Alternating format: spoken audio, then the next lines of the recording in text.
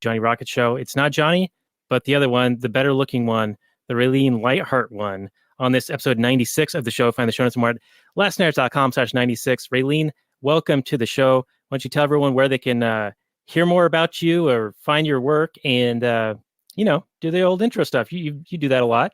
I should, honestly. Blastoff with Johnny Rocket. You can find us on all the podcasters and supportblastoffshow.com, supportblastoff.com. And you can also find us on the Launchpad Media, launchpadmedia.com, and you'll find our show. It's super fun. We talked to lots of cool people. Daniel's been on our show, actually. It was fun. I like him. He's cool. Yeah, right? You had Ron Paul on also. So we did. It was amazing on our 50th show. It was really cool. So, I'm not I wouldn't say I'm a professional. I just really like Austrian economics. I love liberty. I'm all about that anarchy, yo. So, and Karate Kid. Right. Or the Karaki Kid is what I'm going to call it tonight, because it's the same director as the Rocky franchise. And in some ways, this seems like it's perhaps even the same movie, just set in a different scene or, different setting. So, yeah. Did you know that Karate Kid was kind of a slam in the movie? The only time the words Karate Kid were uttered were by the poor neighbor kids that took him to the beach party when he failed at his first fight. And they saw him later and they called him the Karate Kid.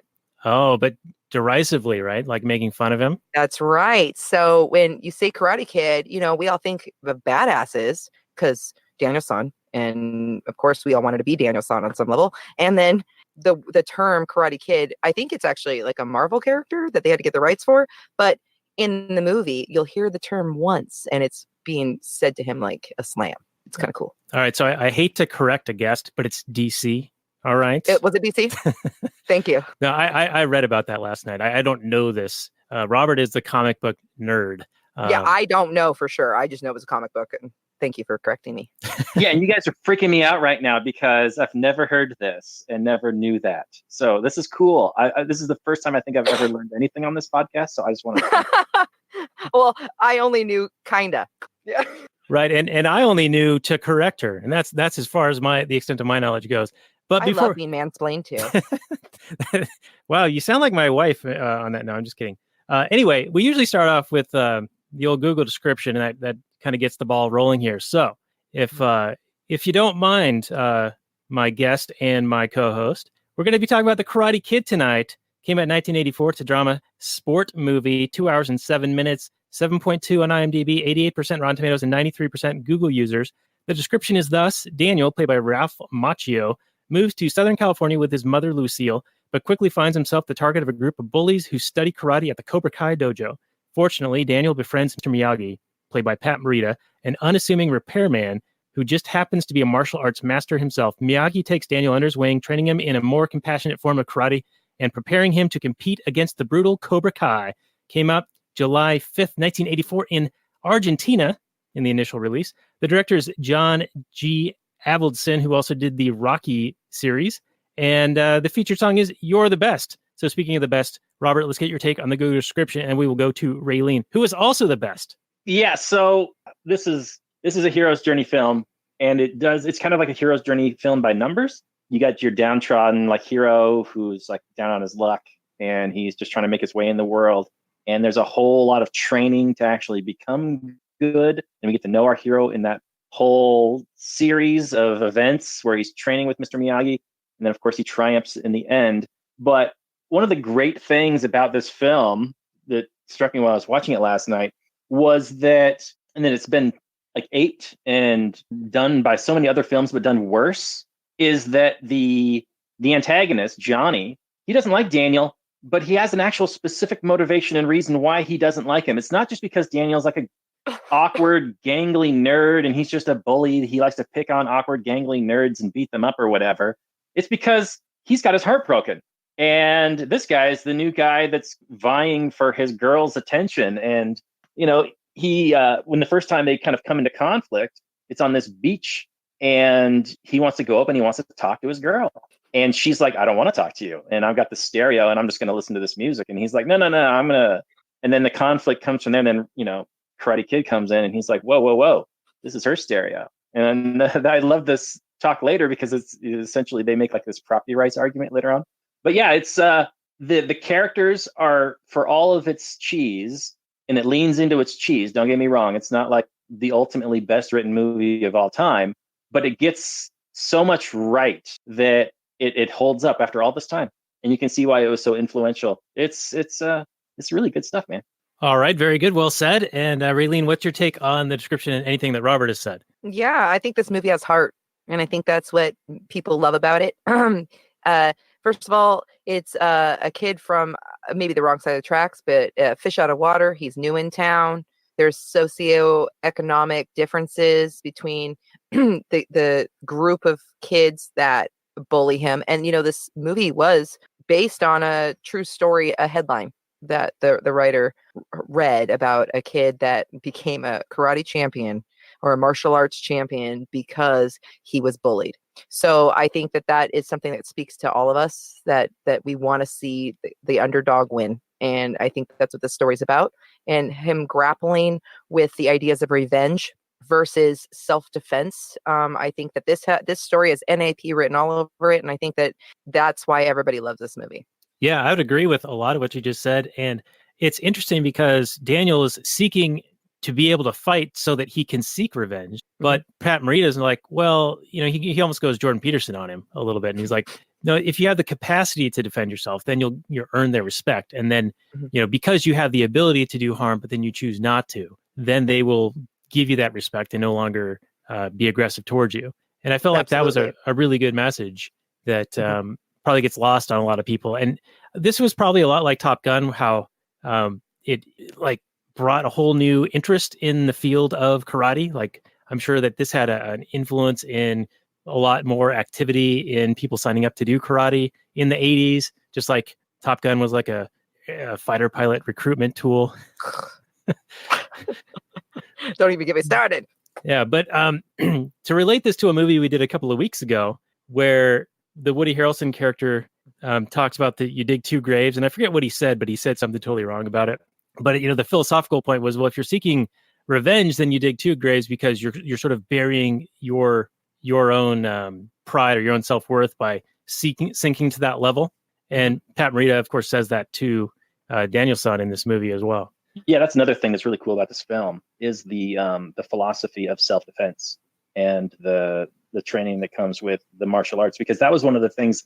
Remember when I was getting into karate and martial arts, I think in the late 80s, early 90s, was that it's only a tool for self-defense. It's never a tool to, attack and bully anybody, harm, some non-violent person. That's something that's very much at the core of the martial arts disciplines. And it's nice to see it in this film.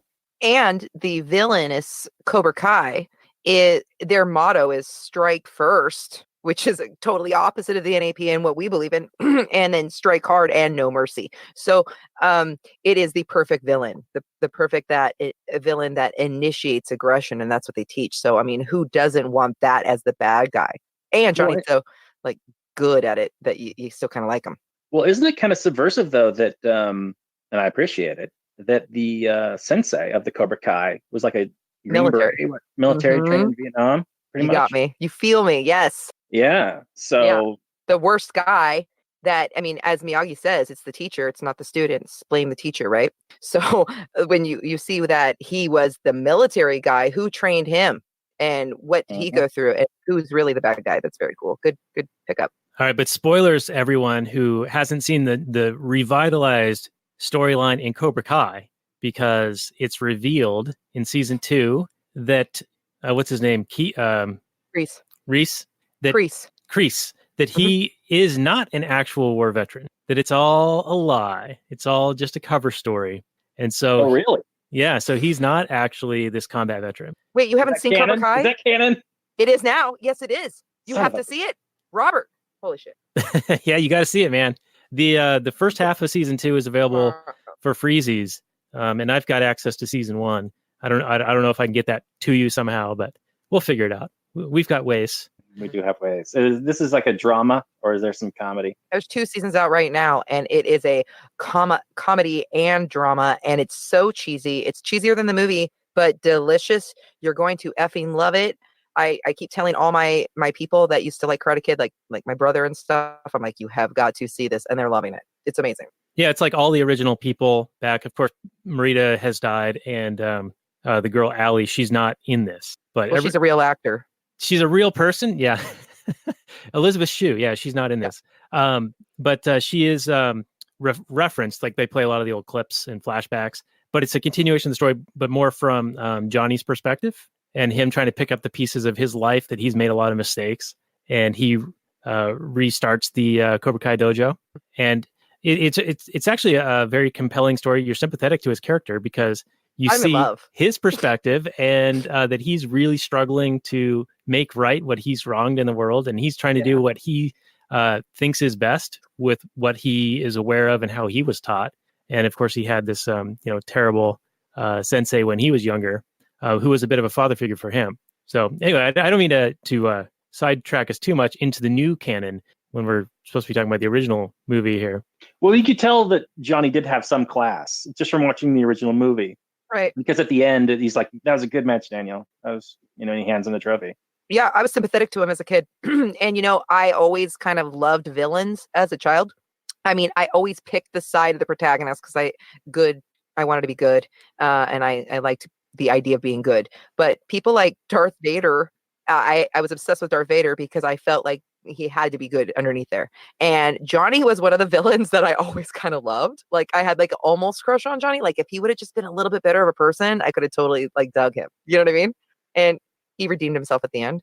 Yeah, and you could see him in that final fight when Kreese says sweep the leg, Johnny's like searching, like, should I do this? Should I do this? And he reluctantly kind of, follows his orders. But then like a moment later, he drops an elbow into LaRusso's knee, and that wasn't related to sweeping the leg. So that one led me to believe that he was actually trying to hurt him for his own purposes. So he kind of lost me on that one. But then at the end, he did show respect to LaRusso. I don't know if you guys know this, but one of the coolest things I ever found out was that what's really cool as the actor is his name Zabka. The guy's name is Zabka, something Zabka, that plays Johnny. And he was only 18. Everybody else was like 20 and 22 when they did the show, the other characters, or older.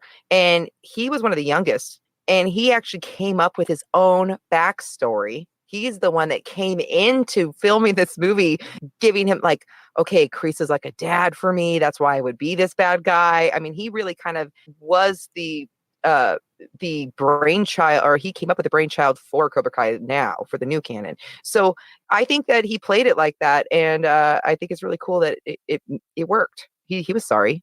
Yeah, you could definitely tell that he was having doubt, and he wasn't just evil to the core for the sake of being evil. That he was a young kid, still trying to figure things out, and had all these conflicting emotions, and was still in love with the girl and testosterone. Yeah, you got this rival, and you don't get shown up, and you got all these rowdy friends, and you got all this testosterone pumping through you, and it's mistakes are going to be made. And then, of course, there's this scene that makes this a Halloween movie when he and the other Cobra Kai dudes, who I argue were seeking justified retribution for what LaRusso did to them, or did to Johnny in the bathroom by spraying water on him while he was rolling a fat doobie.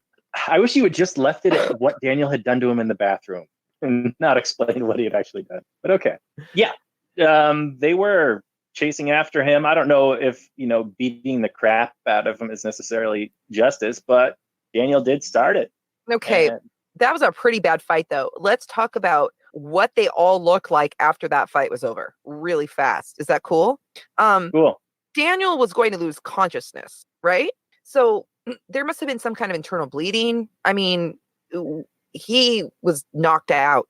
It was so bad. So that's too much violence. That's too much. So he got sprayed with water. Big effing deal. I mean, considering he was like thrown off of the street by those bikes when he was riding his bike home from seeing his mom at her job. I mean, come on. So honestly, I mean, I know it was months later, but they already had this little rivalry going. It's just water, and they really beat this kid's ass to where he could have died. You know what I mean? So that was wrong. But then Mr. Miyagi comes, right? And then, fights them all off, and they go right for him. Now, think about this. If you were in a gang fighting one kid, and beating the shit out of it, and this old Japanese man climbs a fence and jumps off a fence at you, you'd probably just run. You're in costumes, right? You just get out of there. No, they're not afraid. They're just going to kick this old Japanese man's ass also. And then he puts them all on the ground so bad that they're rolling around making no noise for like minutes. Isn't that extreme? Everybody's extremely hurt. Yeah. I mean, although Miyagi only hits each one of them like once. Like he's so good that he's putting him out with like a single blow. Yeah. And then Johnny does have a black eye, as I recall, in the next scene that you see. Mm-hmm. Yeah. So yeah, I mean, they're definitely harmed. That's why you don't. That's why you don't start shit. That's why you don't start violence. I mean, because things they deserve escalate. But who's rolling around on the ground, silent, not making any noise? None of them. It's like they all had the wind knocked out of them. I mean, what was that? Justin, my husband, said it was all like the chi energy or something. Yeah. Miyagi talked about focusing all that energy into the 1 inch at the end of your fist, and so that must be how how good Miyagi was at his karate. They just laid there writhing for so long with no sound coming out of their mouths. It was very weird. But in their badass skeleton costumes. But you did bring up an interesting thing, because when they knocked Daniel off his bike when he was riding along that ridgeline, I mean, that's like attempted murder right there. And that was before this event. I mean, one wrong tumble, you're smashing your head on a rock. And he wasn't wearing a helmet because no one wore helmets. It was the 80s. I mean, are we happy about this? Or are we upset about this? I mean, do we need the government for the helmet? I mean, what could have happened to that kid? Yeah. The answer is no. We didn't need government. Say no. Yes, thank you. Yes, the answer is no, we don't. And the guys on the bikes were absolutely responsible for anything that happened to him. So, I mean, a little water, big deal. I think he's more mad about his weed getting wet, to be honest. Yeah, I think he's more mad about having this punk stand up to him. But yeah, that's part of it too. Yeah, but more in an underhanded way. It was like a surprise attack kind of thing, but not. It was intended to instigate or get back at. So yeah, I don't know. He was hiding from them at school, right? Right. Like, remember, he was just kept talking out, being like, "Oh, hey, Allie. Oh, hi. Oh, there they are. I'm gonna run, and I'm gonna do it my way. Shut your mouth." He's like a dick to Allie about it. He keeps hiding. She's like, "We have to help deal with this," and he's running. And then all of a sudden, he decides, when I'm wearing this giant polka dotted curtain contraption, I'm gonna look over to see when he's taking a dump. And because he doesn't know he's rolling a joint, and spray water on him. This is a good idea. Like, yeah, that's kind of out of character, isn't it? Like, wild. Well, and remember what happens just before that. Like, Allie comes up to him and she's like, "Hey, do you want to get out of here?" Oh yeah, she's so cute. She's like, "There's Daniel. I know he's wearing that polka dot curtain." Right, but what Robert's saying is she gave him the the eyes, and then he's like, "Oh no, I got a thing I got to do." Yeah, he's like, "No, I got something more important I got to do." Are you kidding me? Maybe he was. Maybe that the fact that she wanted to get out of there with him and was looking for him, knew it was him. Maybe that gave him the boost of confidence and said, "You know what? Fuck that guy." And then he went in there and did that. You think? That could be. I could see that, but it's still instigating something when he could have been doing something much more pleasurable than getting his ass kicked. Right. Now, I didn't understand why she was so into him. Like, it's cute. It was like over the top. She was very aggressive in her pursuit of him, it seemed to me. And I didn't see what the appeal was. I mean, you're a woman, so you say he's cute, so I'll take your word for it. I think he looks like a skinny nerd. But he does. I mean, I'm way older now. I was a little tiny girl when this movie came out, very tiny. So he is a cute, skinny little kid. I like cute, skinny little kids when I was a little kid. So, but he looked different. They have a lot of blonde actors because they're trying to do the California feel, so they make everyone blonde. I don't know if you noticed that. And then I also think that she was tired of this. She was with somebody she was mad at him when she was fighting. She's like, "You're always fighting." And I think that she likes someone a little nice and different, right? Okay. So he was different enough, and everyone else that she had been around was like kind of samey. So that's why perhaps he stood out. I think he was exotic. Yeah. And maybe he was smitten with her. He was adorable, like the way he stared at her. And she obviously thought he was cute, the way she made eyes at him. Right. And he also seemed to have a little bit of game in the, how chicks are attracted to assholes sometimes in a general sense, because he would respond to her in such a way. He was like, "Oh, if you want to go with them, I don't care. Do what you want." Sort of this flippant, like, I don't give a fuck. What was that? He kind of was fucking it up. Like, he looked like an asshole, didn't he? Yeah, She was he did. already there being like, you know what? I don't care about these rich guys that let me drive in their convertible. They're all trying to get me to go party with them. And she's like, no, I'm here with this guy. Look it over here. This guy's really great. And he's like, if you don't want to hang out with me because I'm poor, then go. It's pretty much what he did. Right. And then she's like, whatever. She was so offended by that. His pride continually caused them conflict. Like he's in the dirt because all the dirt bikes on the beach party, the first conflict, they all drive off over the radio, spray sand all over him. He's laying there like cuffing up sand. And she's like, Daniel, or, dude, cute boy. And she's trying to help him. And he's like, just go away, get away from me. And then like, that's her first encounter with a whole different kind of macho, like pride, not Johnny's violent, aggressive, but this guy's also a dick to her. Yeah. And he does the same thing at the tournament, where he says, I need to be alone, like everyone just leave me alone. But go ahead, Robert. Well, I just had a question for our guest. I mean, there's also the daddy's disapproval of Daniel, and I'm wondering if that was points for or against him. Oh, it's definitely 4. Okay, I'm going to say 4. Wait a minute. Let our guest answer this. She has some probably inside knowledge on this. No, you guys are right. Definitely 4. I didn't even think of it. Thank you. Because think about the country club scene where, first of all, whatever the hell's going on in that country club, the mom and the dad, but the mother, they see him aggressively kissing her and her punching them, and they look at him and go, are you okay? To him, to the fucking almost rapist. Like this guy who sexually assaults her. I mean, I don't really think kissing is really sexual assault. I mean, sue me. But obviously this is a teenage daughter. This guy gets handsy with her right on the dance floor in front of her parents. She punches him, and then they look at him and go, Johnny, are you okay? What? Yeah, fuck her parents. Yeah, now I get it. You're right. That's what it is. You got it. Nailed it. Yeah, because they want her to be with one of those blonde beach guys who are, their parents are also at the country club or whatever. So that even makes Daniel more appealing.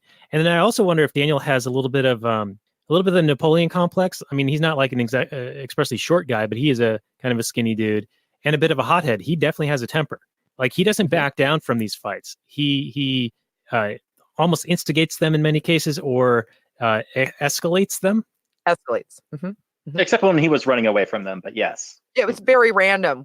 My husband and I always laugh about it because one minute he has just massive balls, another minute he's like, oh, what's going on? I'm hiding. Yeah, we don't get it. Right.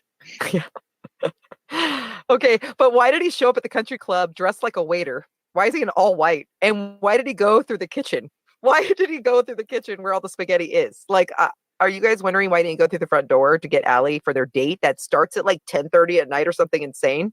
Like, all these parents are just letting their kids go with whoever that they don't know to all hours of the night. Does anyone wonder why the parents just don't give a shit where their kids are? Hey, and they're like, oh, you're leaving at 10:30 for a date? She's like, oh, maybe. It was the 80s. You could do whatever. Yeah, there's not one cop called either. I love that. This movie, one of the greatest things about it is that not one policeman was threatened toward people. No one thought, let's call the cops. Everybody, Mr. Miyagi literally was like, you know what? You own yourself. We're not doing this for vengeance, but it's your job to take care of your person, and we're going to do this for you. Like, I love that. That's one of the greatest parts of this. Yeah, and Miyagi's advice throughout the whole movie is just really spot on. I love that he's like, I don't know if you're going to win this tournament or not, but you're going to show them that you're not just there to be beat up, and they're going to respect you for that. And then this will probably be over with. And that's absolutely, all you got to do is stand up to a bully. You can't expect to win every fight, but if they see that you're not some easy target, you can earn their respect. Yeah, it's absolutely the capacity to defend that commands the respect, which I would agree with. And another thing that I liked that was a little bit lawless was when he let Daniel drive and he didn't have a license, and neither did Miyagi. And he's like, well, we're driving anyway. Hell yeah. There's more. He gave him alcohol. He talked about going out there and get a little honey because he was doing a little birds and bees euphemism in broken Japanese, which I love. Mr. Miyagi was adopting Daniel. Okay. It's pretty beautiful example of voluntarism in action, in my opinion. I think that's one of the things that speaks to people about this movie. I don't know if you guys, do you want to talk about Mr. Miyagi?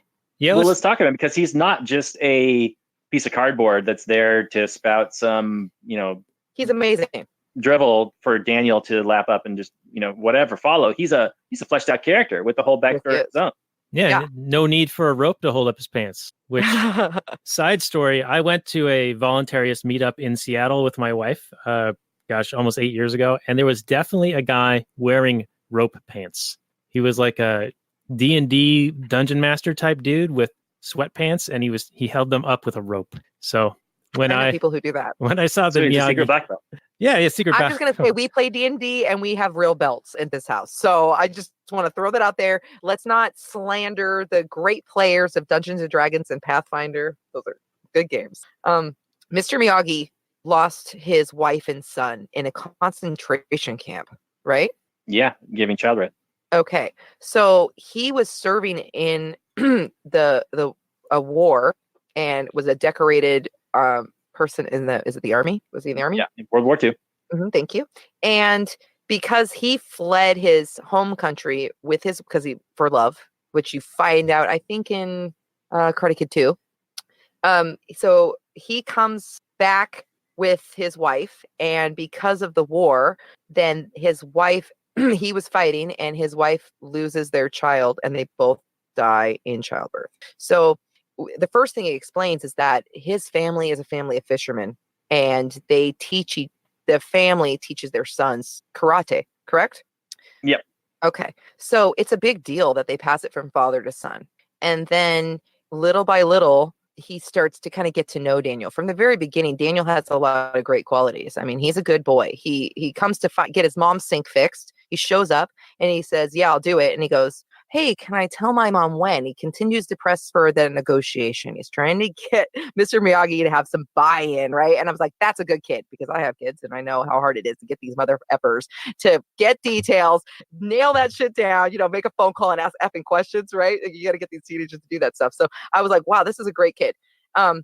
Miyagi starts to see that he's getting bullied. He starts to have a little emotional investment in him. He gives him a car when he turns 16. He's giving him advice about the ladies. He adopts him. Wouldn't you guys say? To teach him to karate. It's like handed it his family. What's the word? His tradition. That's pretty good stuff. All right. I'm sorry, just ranted. I apologize. You're gushing. It's great. No. Oh, okay. And I loved how every time he would give Daniel this big gift, and Daniel's like, oh, no, this is too much. He's like, come on, you have to. You're going to hurt my feelings. Yeah, I really love that kind of guilt you could lay on when you're given a big gift. You hurt my feelings. You have to take it. Yeah, don't hurt the feelings of an old man. But that also is like part of the culture there. Like, if you're a guest in a Japanese house and they offer you a gift, it's rude to not accept it. Yeah. Yeah. My step-grandma's Japanese. Mm-hmm. Yeah, every Japanese person I've known in my life have been gift givers. They're always wanting to give me gifts, and it's very nice. Isn't it awkward at first? Because it is for me. Yeah, maybe. I always feel like when people give me gifts, I owe them something, and I don't like it. Yeah, I don't think they give gifts expecting something in return. Yeah, is that just American codependence? Could be. Yeah, it could be. So one more thing about Miyagi. Pat Morita apparently was a comedian of sorts, and so he wasn't going to be cast in this because they didn't want to have somebody who was a comedian. They wanted something a bit more serious. But I guess when he was on television in the 60s, his nickname or stage name was the Hip Nip, which sounds horrific today, but that was actually his name. And is nip a slur? I think it would be considered one now, but I think back in the 60s, Japan, I think how they would refer to it would be Nippon. And so just shortening that would be Nip. And it talking about it right now, it sounds like I'm saying something terrible, but that was literally what he was referred to as. He liked it, right? Like, yes, he enjoyed that as a nickname. I believe so. Yeah. I believe that was part of his self-promotion. Yeah. I mean, it was, if you're doing something different and there's not a lot of Japanese actors on television and you're actually accepted, like if I were hanging out with a bunch of, let's just say, I don't know, Hispanic people, and they were calling me like gringo, and it was part of my nickname, I wouldn't be offended by that personally. Maybe it's because I have the white privilege. Maybe I have a case of the white privilege. I can imagine, depending on how it was said and with love or respect, then you wouldn't really care that much, Well, it just reminds me of The Greatest Showman and P.T. Barnum and how he would use different people with all these different, unique attributes. And they would be like the bearded lady and Tom Thumb and whatever. And it's them leaning into what sets them apart, what makes them unique, as a way to sell themselves and to make them memorable in the eyes of an audience. Mhm. And it just seems natural to me to do that. I mean, if he's got a unique attribute that nobody else is hitting on this in this market, why not lean into that aspect of yourself to help sell yourself? I don't think it's offensive or a terrible thing at all. Right. And this is also back in the time when, even Bruce Lee was having trouble being a crossover person into the American market. Right.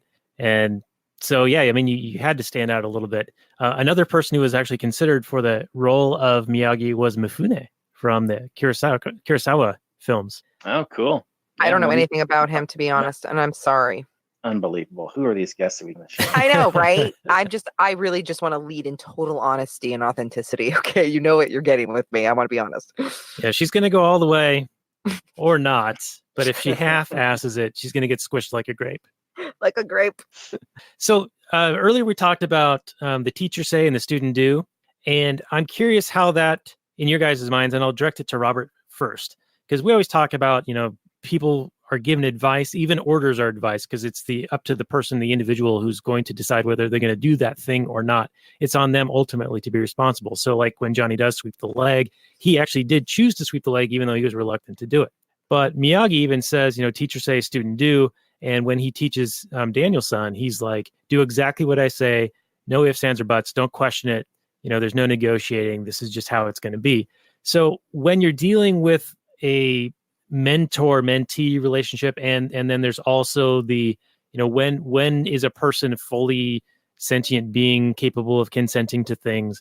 Like, where does this fall for you, Robert, on whether the students, the mentees, are responsible for their actions? Oh, I think you're always responsible for your action. Mm-hmm. I don't care what kind of relationship you have with a mentor.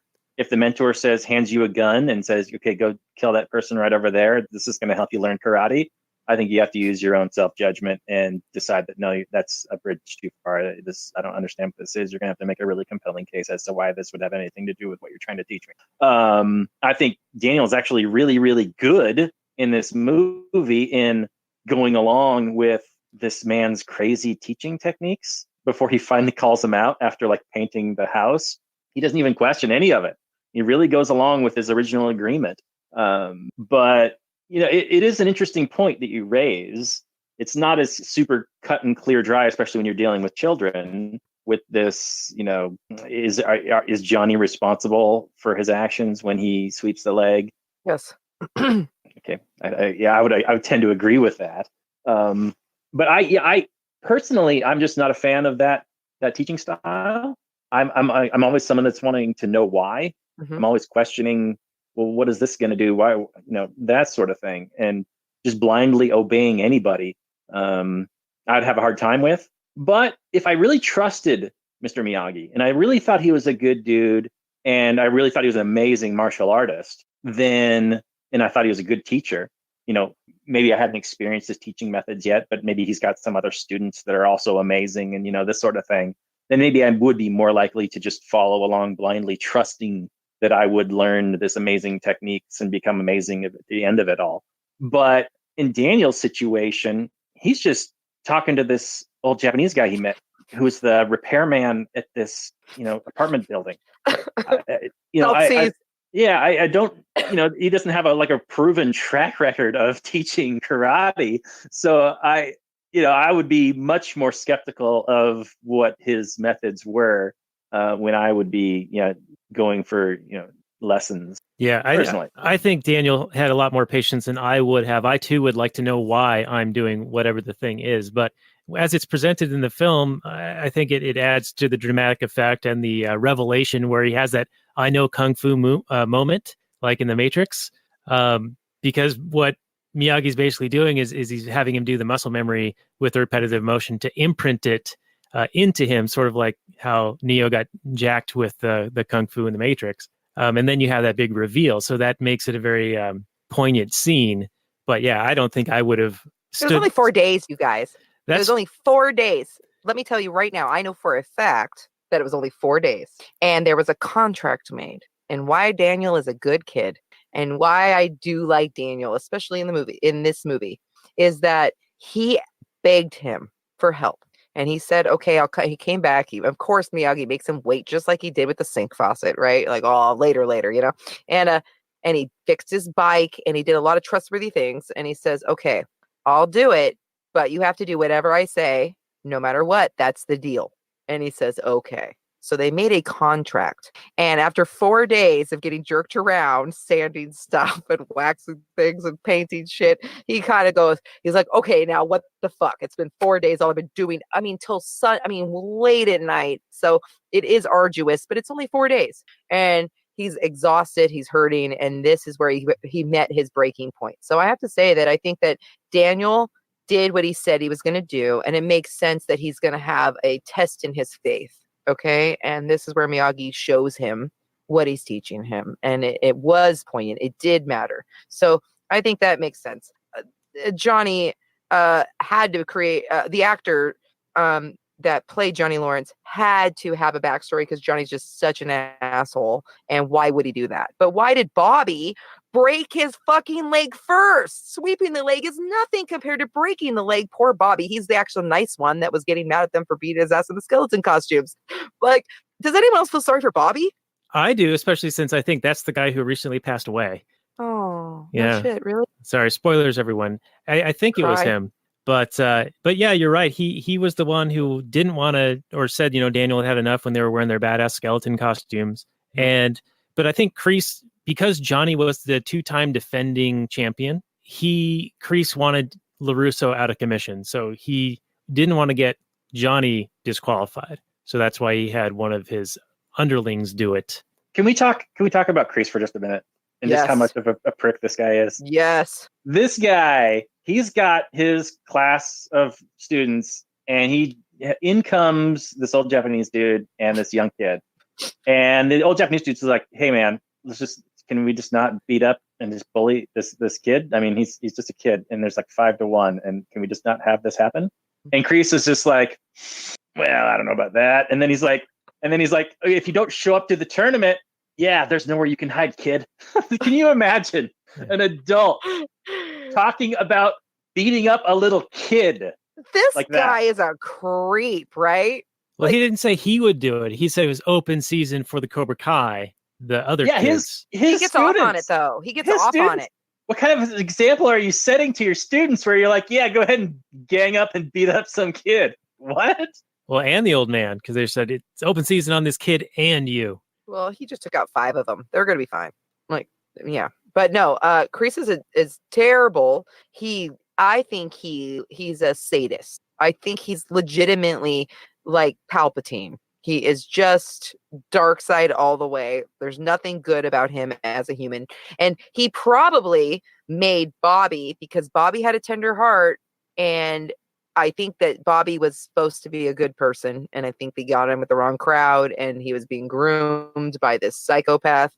And I think the reason he made Bobby break the leg, although I like what you're saying about trying to keep Johnny clean, and I do think that was true, but I think he made Bobby do it too when he said he wanted him out of commission, and he kept saying, I don't want to do that. I want to be disqualified. He was like, fuck you. You don't deserve it. You're a little bitch. Kreese is like totally hardcore psychopath, and he was trying to break Bobby's psyche and make him feel like he was irredeemable and always going to be bad. I really believe he's out there breaking these young minds on purpose. Yeah, no, he's psychologically breaking them down to make them dependent upon him. It's some sick shit. Mm-hmm. Mm-hmm.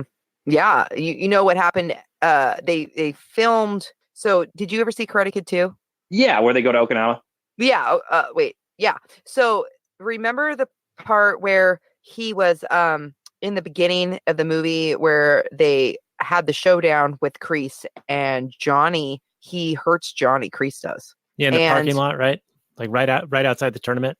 That's right. It's right outside the tournament. That was actually supposed to be in the first movie, but they stopped it with like the Miyagi smiling and with pride, because I think it was supposed to be a father figure, and I think that's what they were going for in the original movie, which we're talking about. But they cut the scene and then ended up putting it on the second movie, where all the Cobra Kai kids, all the star pupils, basically dropped their bandanas and were like, "Fuck you, you psychopath," to Kreese, which is kind of cool. We didn't get to see that in the first movie, but I mean, not necessary because it's all about Daniel, right? But yeah, obviously it did matter, and Kreese did get burned by those those guys because they realize that he was an aggressor and a bad mentor, which is kind of nice. You find out later, right? Yeah, for sure. Yeah. Now, I don't want to bring up the abomination that is the Karate Kid 3, but they bring Kreese back and a ringer to get revenge against Daniel-san and Miyagi. And Silver? Yes, yeah. And he's a cartoonish villain. It's bad. So bad. But 1 and 2 are pretty good. So wait, we should tell everybody what happens though. Daniel goes to Cobra Kai. He goes what's it called when I was going to do a Star Wars reference. Sorry, I'll just stop. He basically goes to the dark side and joins Cobra Kai and regrets it. Because his Yoda isn't willing to train him. Miyagi turns him down. Mm-hmm. Because Daniel-san has the wrong reasons, right? It's because he has prideful reasons to want to be trained, right? Right. That's exactly right. And then there's some bullshit with the bonsai. Like didn't they at the end put the tree together at the end was that the third movie? I think so. I'm trying to block it out of my mind. Yeah, let's not do that. You don't need to see the third movie. It is nice to know that Daniel-san went. I mean, Luke Skywalker did this too. Also went to the dark side for a while and then came back. I don't know if you ever read the books. Supposedly the books of Star Wars are not canon, and now it's just the movies. But Luke Skywalker also did that, and so I feel like it's kind of something that they toy with these people that we love on their little epic journeys, finding themselves, and so and they did do a nod to it in Cobra Kai, the TV show. So again, a plug for that show. Please watch it; it's amazing. I love plugging such a cheesy show. It's so bad. I love everything about it. Well, I know I'm looking forward to Cobra Kai. I know Daniel's seen a lot of it, but okay, I'm hooked. I'll get in there. Oh my God, PM me. We will be like, oh, I'm nerdy now, right now. Actually, Cobra Kai is one of the Negotiators' favorite shows. No shit, really? Yeah. Okay, it's cheesier than the actual Karate Kid movie, which does hold up, like you said. It's actually really good. The TV show does not take itself seriously, and it's worth every moment you spend on it. Okay, so let's talk about things that are not perfect. One thing that bothered me. Okay, first I'm going to take about a highlight. The one thing where I laughed out loud, and that was when there's the translator scene. That was genuinely funny and surprised me because I hadn't seen the movie in a long time. But I laughed out loud, like a good, solid, hard laugh. That was fantastic. Did not expect it because the whole movie wasn't funny. And then all of a sudden there's this funny scene. It was great. It was like, okay, good. But on the downside, and this is probably, I wouldn't fault the writing in any way. I don't know if I'd fault the direction, but I would fault early 80s fight choreography. Yeah. In that in the final fight tournament, we never see any waxing on, waxing off. We never see any painting the fence. Mm-hmm. We don't see any of that. Agree. We just see fighting, and then we see the crane kick, and I was disappointed by that. Were you, as a kid, when you watched it the first time or the third time or the fifth time, did you notice that? Because I did not until I was in my 30s. Oh no, just I only noticed it last night. Okay. Mm-hmm. Yeah. Also, don't forget, Daniel-san walks into the tournament while they're walking in, and he looks back at Miyagi and goes, "What are the rules?" Or something to that effect, right? Mm. Do you remember that part from last night? He literally says, "What are the rules?" Miyagi made a point of saying that belts don't matter. The rules, this is about a feeling, energy, balance. He does the whole thing about karate, and he has a really organic, kind of unschooling version of karate teaching, right? Which I really appreciate as an unschooler myself. But then they show up to the tournament and he doesn't know any rules. And I thought that was really, really funny. And he steals the black belt. Yeah, I actually enjoyed that part. He said, Buddha provide. It wasn't right for him to do that, but if you have to be a brown or a black belt to be in, I don't know why Miyagi is so ill prepared for this and had plenty of time to prepare, but I was the most angry about Daniel running out with the shower curtain still attached to him and causing like a 4 to 5 car crash outside and just runs off. All those people got in car accidents. Do you know how much that would have cost? Yeah, and he doesn't suffer any consequences for that. Like None. He's never held to task for all that damage he did. Well, he does get his ass beat. Yeah, but not by the car Does guy. getting his ass beat repair the car? No, not at all. But, it's similar to the modern day justice system in the United States, where the restitution to the victim is not paid. It's just punishment meted out to the criminal or the perpetrator. Mm-hmm. Right. Oh, that's true. Yeah, we don't really do restitution properly. do we? Right. And I guess Ralph Macchio actually did get injured during that skeleton fight. One of the kicks did land. Yeah, I read something. Maybe you've done more research than I have. Didn't they have to bring in people that worked with the martial arts expert that they did the fight with, the double, Mr. Miyagi's double? They brought somebody in because they were hitting the actors too hard. He was hitting the actors too hard, so he had to bring his own people in with those costumes on so he could actually fight them. And so I remember reading that, watching the movie again at some point, going, "Wow, these are still kind of weenie hits." But then my husband explained the chi or key energy, so then I was like, "All right, all right." I like how you bought the key energy. I just, Okay. I love him. I'm like, okay, I'll do it. Oh yeah, all right. Well, because I mean, I'll tell you why. The canon of Miyagi rubbing his hands together and having some kind of mysticism and, and Eastern medicine and energy, because that was brought in, I said, I'll buy it. I mean, I'm generous. Yeah, fair enough. In this universe, he's got the powers of chi and he can do that. Okay. Yeah. That's why that's why he hits them barely and they fall apart. They fall down. He goes, yeah, on their stomach or something. And then they lay there riffing with complete silence, not making any noises for minutes on end. After he picks up Daniel, walks off, and they're still riffing and playing quietly, kind of just gyrating. It looks like a video game. It's really weird. You got to watch it again. It's a weird scene. And apparently he's also able to break the tops off of 4 beer bottles and not have them move at all. Oh, that was impressive. Hot. So, Raylene, this question is directed to you. When Miyagi is wearing the catcher's outfit and having Daniel-san punch him, he says, focus the energy into this 1-inch area of your fist. And Daniel-san punches him kind of weak sauce. And he's like, what's wrong with you? You some kind of a girl or something? Did that bother you at all? No. Because I remember when I learned how to punch. And being a girl, I was really tall for my age when I was a kid. But I was really nice. And I never initiated aggression upon any person in my entire life when I was a little kid. I mean, I was the nicest human being. I have 5 kids and I have 1 daughter that's exactly like I was as a kid. And I remember kids bullying me and I was so tough. That's the thing, is I'm such a badass that I knew I would hurt them. So I never did it. And I was ruining my clothes. They were knocking me down. I was bleeding and I was ripping my tights. And this is my bully story. And my mom gets mad because all my clothes are getting ruined. So I don't know if I felt like I wasn't allowed to tell them, or I wasn't trying to get kids in trouble because I like this kid. So because he was a friend of mine outside of school and I felt bad. Like I didn't want to get him in trouble. I didn't say anything. And my clothes are getting ruined. My mom's asking what's going on and I tell her what's going on. So now my dad is teaching me how to punch and fight, right? Like he's like, oh my gosh, now I got to teach you to fight. And I remember being afraid to do the wrong thing. I think that girls do have a tendency to not want to hurt people. And I'm not saying that boys don't also. I think that we have I have a sensitive boy. I know that they exist. But as a rule, I think that people expect girls to be nice. And until I was given permission to, my dad was like, don't be a pussy, hit me harder.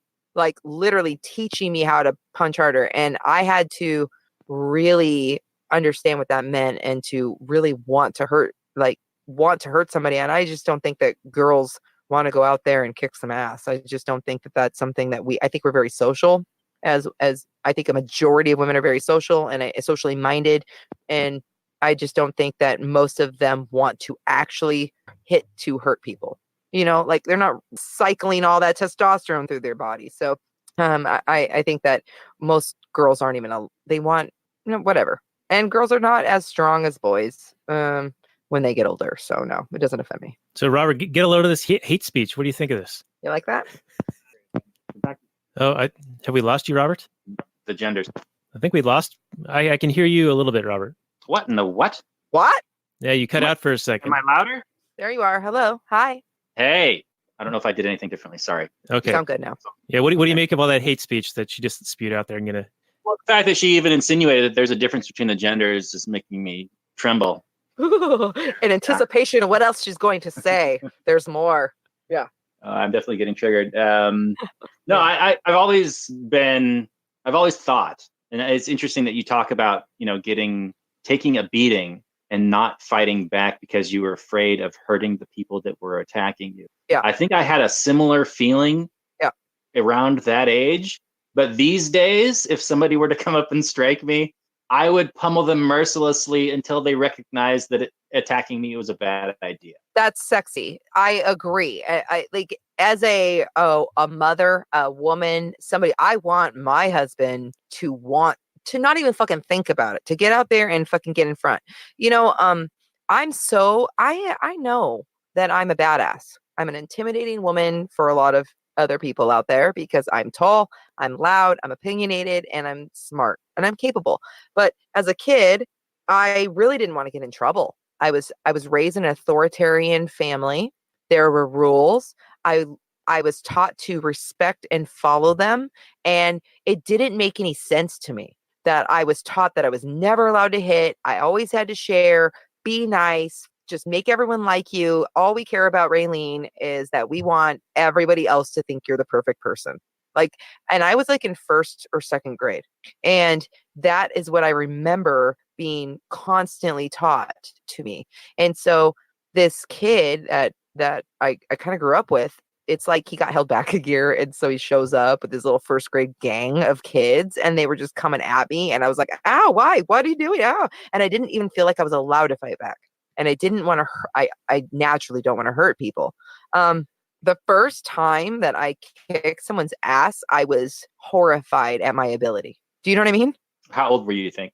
Okay, well, I kicked that kid's ass because my dad told me I had to. Like now it was a rule, right? So I was like, oh, okay. I mean, this is why I was a statist, because they taught me to be one. So I got there and I'm like, okay, I got the kick. And I was like, I remember saying, don't make me hit you. Like, please don't make me hit you. You know, like this sweetheart. And I finally did. I kicked this kid's fucking ass. He's bleeding. Like this kid has, in his little gang of 7-year-olds, literally every day until my mom said, okay, you had 9 pairs of tights and they're all ripped and bloody. So I'm going to call this kid's mom. Or I was after she said, I'm going to say something. And my dad says, no, I'm going to teach her how to fight. I go to school. He makes me go kick this kid's ass. I go kick this kid's ass and I take him down in front of all of his friends and I beat the shit out of him. Okay. I didn't like it. It was horrible. And so I was Johnny. Okay. I was Bobby. Yeah, your dad was Crease. Sweep the leg, you know. No, I mean, it was just, I think that's why I can empathize with always, I can always empathize with all the characters on some level. And so I do this, and then this motherfucking kid goes and bitches to his mom, and then I have to go to a meeting with my parents at Godfather's while they discuss me kicking this kid's ass after I've been bullied for like months and terrorized. Well, I hope your parents stood up for you. They did, which is great. So then it never happened again because this kid was embarrassed. It all went away. And then I didn't have to really do it again until people would threaten to fight me, and I never wanted to fight. It's not me. I'm a peaceful person. And I remember being like, okay, like, you know, I never started the fight ever, but I remember when the fight would come to me, and I remember thinking, oh, I'm sitting on the floor. I'm wearing a dress. Everyone's going to see my underwear. Oh my God. Like, you know, when you're in 10th grade and I just don't want anyone to see my underwear. Like, that's all I cared about. I was like, I'm going to have to kick this bitch's ass and everyone's going to see my underwear. I just was so mad about it. I was like, how do I get out of this fight? Or how do I do this so my dress doesn't come up? That's all I cared about. You know, like, I don't want to do this. I never did. So not being afraid of fights and standing up and being like, I don't want to do this, but I'll do it. It works a lot of times, right? Wouldn't you say? Yeah, Miyagi style. Now, I want to mention, just for the audience's sake, this is the kind of content we normally save for the Patreon bonus round at the end. You know, this kicking ass and motherfucking and underwear and all that stuff. So if you want to get any of that kind of stuff from us, hit us up at lastnighters.com/Patreon and we'll dish it up for you. But we should start to wind this one down a little bit. We are near the end, and we usually go with a final summary and review, unless either of you have any other notes you want to make before we get into that. No, I'm good. Let's do it. Mm-hmm. All right. Well, Robert, why don't you show our guest how it's done, and then we will go to Raylene, and I'll wrap us up. Okay. Well, I'm sure she knows how to do this, but Karate Kid, it's the movie that launched a franchise, and rightfully so. I can't speak to the other movies. I don't know about the reboots. I know Jackie Chan was teaching like Will Smith kid or something. I didn't see it. I don't know, but I do know that this movie is still quality after all these years. What, it's like 20, 35 years now? It's crazy. It's a hero story that, the hero story works because it's so relatable, right? You're always rooting for the underdog, and the hero grows, the hero struggles, and we all can identify with that. Nobody just goes through life like without any struggles or pains or anything like that. So it's a story that's as old as time because it's like about the human condition. And it also throws in a fairly believable romance. I don't know if it's the most believable, but I'd say for an action 80s movie, it's pretty damn good. And I think the highlight of the movie is Pat Morita. I think he does a fantastic Miyagi. The Miyagi character dishes out some really good philosophy, really good advice, and he's a fleshed out, fully realized character. I don't know if he was just written that well or Morita brought a lot to the part, but the end result was fantastic. Our guest, and I'll let her expound more on this, but she has informed me that even the background characters, all the background artists, the extras, are all really good in this movie. And the one I mentioned was that at the very last fight, like one of the Cobra Kai guys gets really into the idea of Johnny winning and putting Daniel in a body bag, and that's always stood out to me. But apparently, all the background acting in this movie is fantastic. Maybe it's worth a rewatch to check all that out.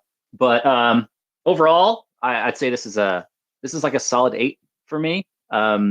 It's not gonna whiz bang you with modern special effects and incredible fight choreography, but the story it tells is still really strong. Like, the characters have good motivations. You're not acting, other than maybe Kreese, where you're like, well, why is he just evil incarnate? We don't really know. But all the kids are believable. It's good. It's really good. So an 8.0 for me. All right, very good, sir. Well, let's go to Raylene for your call it down on the sideline. Okay. So what I really like about Karate Kid is it takes someone who feels very alone, ripped away from everything they know, fatherless, from the wrong side of the tracks, doesn't have a lot of money. His mom loses his job, finds another job on the fly. Honestly, they don't know where their rent is going to come from. They don't know what they're going to do. And they're in California and going to school with people that are so different from this kid. He is so alone that he is befriended and pitied by an elderly Japanese warrior that decides to do something that his father did for him, which was teach him karate. But not only did he teach him this beautiful self-defense / art form, he taught him what balance is. He taught him about the non-aggression principle. He taught him about energy. He taught him about doing the right thing. And I feel like he gave him the principles of self-ownership. I think that he didn't follow the law, but he followed natural law. And for that reason, every child should watch this movie with their parents where you guys can talk about it. I think this is a family film. I think that there is the word shit a couple times, and there is a joint being rolled in a bathroom for all parents who are listening to this. And I have to say that if you don't mention it, it's normalized. It's going to be legal in every state soon. I think you should just pretend it's a beer and not say a word, because I have to tell you, kids love this movie because innately they understand. And it is their job to defend themselves. They own their bodies and they want to be treated like a human being, even if they're only 15 or 16 years old. And I'm a big fan. I don't want to give it more stars or points than it deserves. So I'm also going to give it an 8. But in my heart, it's a 10. So thank you very much. All right, very good. Well, pain does not exist in this dojo. I really enjoyed the Cobra Kai guys in this. This is a very good movie. It does hold up. There's a little bit of cheese, of course, with just the 80s music and the people's clothing and hairstyles and all of that. But it's also kind of a walk down memory lane. It is a fun movie to go back to, and it does hold up pretty well. I don't know if my kids are old enough to watch this just yet. They do plenty of fighting amongst themselves as it is. I don't think that exposing them to the karate movie at this point would probably be a good idea. I might give them too many ideas. They wouldn't pick up on the non-aggression component of that. They'd pick up more on the aggression side of it from Kreese. but there is a lot of philosophy in this, and it's definitely worth a watch and a revisit for all of you listeners out there to check this movie out and see what you can flesh out as far as learning how to defend yourself and have the capacity to defend yourself that prevents people from taking advantage of you and being a bully towards you. And I think that goes a long way in solving a lot of problems and becoming self-reliant. And it is a, like a coming of age story, not only for Daniel-san in identifying with Pat Morita's character Miyagi as a father figure, but also with Johnny. And granted, they're different styles, and one is kind of doing the wrong thing and the other one's kind of doing the right thing. But it really is, it stands out for people to kind of see the contrast between the two. And that is actually very helpful to have that level of contrast. Now, there is this YouTube video that we shared with our guest right before we went live on the show where Daniel is the bully. And I think it has some merit. So I'm going to put that on our show notes page at lastnighters.com/95. You guys can check that out. It's like pretty well done. It's about 4 minutes long, and it basically just reframes the scenes where it makes the argument that Danny might be the aggressor in many of those situations. And I don't think that they're wrong in a lot of cases, because he is a bit of a hothead and he is an escalator, and he certainly doesn't back down from a fight for the most part. But overall, this is a really good film. I'm going to go a little bit lower than you guys. So I'll go with a 7.5 on this, but it is really well done and highly recommended. Now, next week, we are going to be having a person who, I don't know if he's in the witness relocation program, witness protection, because he keeps going through name changes. But Raylene, you were just on his show recently. It's going to be Pete Quinones, formerly known as Mance Rayder, Free Man Beyond the Wall. And we're going to be doing another Kevin Costner flick with him. Last year, we did Dances with Wolves, and this year we're doing Waterworld. And if we can keep our streak going, we will do The Postman next year with our boy Mance. So look forward to that next week, everyone. And Raylene, if you would like to mention what your appearance on Mance's show was, and maybe how they can get a hold of it, we'll put it on the show notes page here, of course. But if you could just mention what that one was about, so that people would be intrigued to go check that out. Oh, cool. Thanks. Yeah. Pete just had me on his show to talk about cops with Sherry Voluntary. Y'all know who she is. She's amazing. I love that woman with her Southern charm and her distrust of the police force as it stands, because they are the standing army our forefathers warned us about. So let's talk about parenting our kids as anarchists and libertarians with the systemic abuse of police. Go listen to that show with Pete Raymond, also known as Mance Rayder. And I cannot pronounce his last name because I'm bad with accents and I don't want to sound like a racist. Can you please do that for me, Daniel? What's his new name? I think it's Pete Quinones. Yes. And he's Puerto Rican, correct? That sounds right. Yes. Yes. And so, but you all know Mance Rayder from Twitter, the Twitter king, the king of memes, the Freedom Through Memedom book guy. I love him. I would love to consider him a friend. Honestly, I think I'm just a fangirl, but go listen to the show. All right. Very good. Well, we'll put that on our show notes page. Again, lastnighters.com/96. Thank you guys for joining us. You can also find this on the Launchpad Media, as well as Raylene's show, Blastoff with Johnny Rocket and Raylene Lightheart. Robert, any final words for our audience? Tell them what they want if they want to support us. Well, you all win big virtual hugs above the waist from Daniel and myself, all very appropriate, all very chaste, maybe a slight peck on the cheek, nothing too dirty, unless you go above, I think it was the $50 level, and then it can get virtually dirty.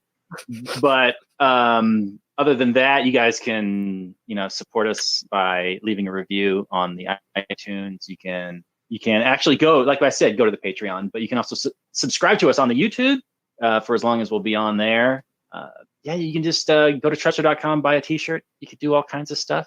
You could tell your friends about us. I think that about does it. Yeah, very good advice. I think that people should, they do have self-ownership, so they can take the advice or not, but I highly recommend it. One slight correction, this is episode 95 of The Last Nighter, so lastnighters.com/95 will be the show notes and more. Raylene, thanks again for being our guest, and we will get into some Kathleen Turner Overdrive just after this, which is available for our Patreon supporters. So we'll say good night from last night, everyone.